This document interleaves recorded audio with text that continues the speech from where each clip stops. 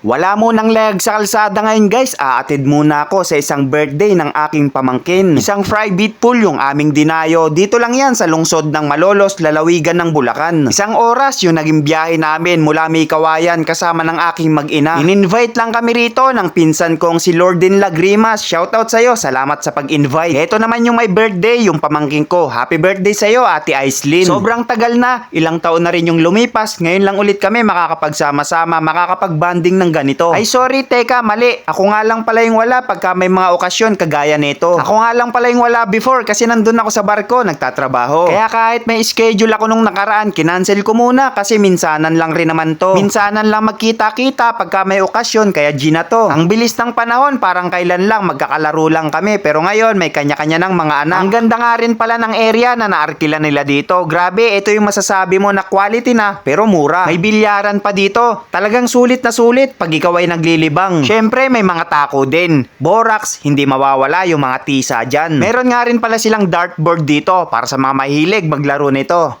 Guys, try ko kung marunong pa ako mag-billiard.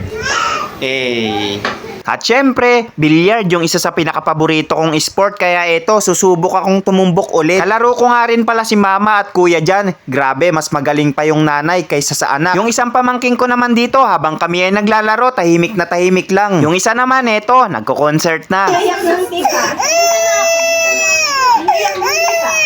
Aray ko, umiiyak na pero cute naman talaga yung baby girl namin na yan. After namin mag-billiard sa taas, bumaba kami. Dito naman sa may swimming pool. Pero mamaya na tayo magbababad dyan kasi inilabas na yung isang tenga ng Alfonso dito. Pero inilabas lang, mamaya-maya na natin titiradahin yan. Kakantahan muna namin ng isang happy birthday itong aking pamangkin. Happy birthday sa'yo Ate Aislinn. Naway lumaki kang mabuting bata at masunurin sa iyong mga magulang. Pero wait, parang may napansin ako. May hawak na bola ng billiard itong pamangkin ko. Aray ko, mukhang gusto na rin itong Ate Aislinn natin na maging bilyarista pagkalaki niya. So syempre, picture din tayo rito after kumanta ng isang happy birthday sa aking pamangkin. Ang dami nga rin palang mga pagkain ang nakahain dito sa mesa. Ang sarap na sanang kumain kaso busog pa ako. Bago kasi kami makarating dito, kumain muna kami ng burger kasama ng aking mag-ina. Ano pa nga ba? Titikman na lang muna natin tong nakahain ditong Alfonso. Ito yung masarap pagka nagiinom. May iniihaw dyan sa tabi-tabi mo. Dito naman sa kabila,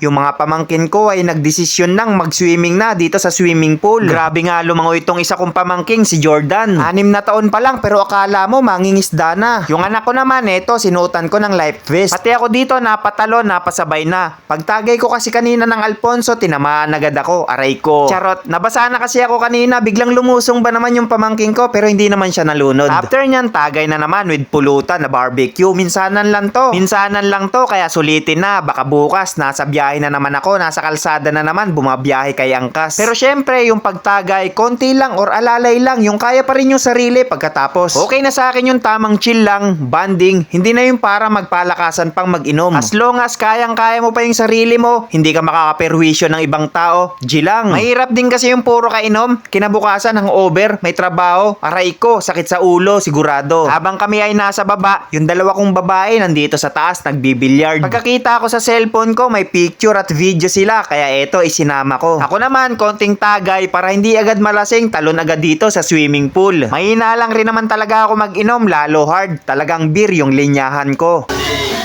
Dumating yung kapatid kong isa. Oy, nice. Hindi ka na rin. Oy, Kai, diyan ka pala. Happy birthday! Ay, grabe ba? Dumating nga rin pala dito yung bayaw ko. Kaya heto, pinagsalusaluan na namin yung Red Doors at Alfonso. Habang kami tumataga, yung mga girls naman dito sa pool may session. Tamang swimming na din sila. Lalo minsanan lang to, kaya sinusulit na. Yung anak ko, ang tibay. Naligo ulit, anong oras na? Kinabukasan, paggising, diretso bilyaran kami dito ng pinsan ko. Shoutout sa'yo, Louie Lagrimas. Siya yung laging kabady-bady ko nung nasa Mandaluyong pa ako. Matagal akong tumira doon. Actually, sa Mandaluyong ako nakarehistro hanggang ngayon. Doon ako nag-aral ng kolehiyo hanggang makapagtapos bilang isang marino. Kung iisipin, napakabilis ng panahon. Parang kailan lang wala pa kaming anak dalawa nito. Pero ngayon, may tag-isa na kaagad kaya mayroon na rin mga responsibilidad. Pero yung mga responsibilidad na yan, haharapin natin yan. Hindi natin yan tatalikuran. So yun lang, share ko lang naman. Yung time nga pala namin dito hanggang alas 12 lang. Hanggang alas 12 lang pero all goods na kasi quality yung area na kanilang naarkila. At syempre, pagkatapos namin dito, kanya-kanyang gayak na para makauwi na. Picture at video muna para may remembrance bago maghiwa-hiwalay. Yun lang, salamat sa pagsama at dahil dyan for more video, follow pa more!